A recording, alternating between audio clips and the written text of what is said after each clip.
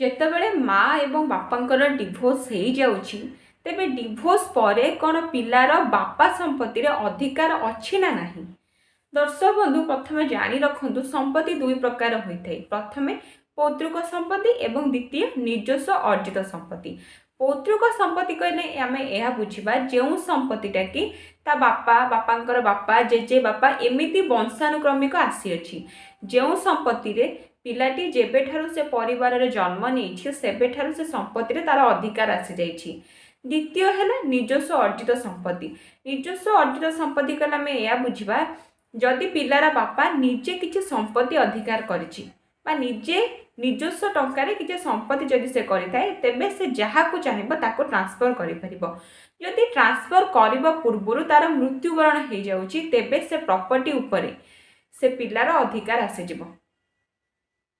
ଯଦି ଆପଣଙ୍କୁ ଭିଡ଼ିଓଟି ଭଲ ଲାଗିଥାଏ ତାହେଲେ ନିଶ୍ଚୟ ସବସ୍କ୍ରାଇବ୍ କରନ୍ତୁ।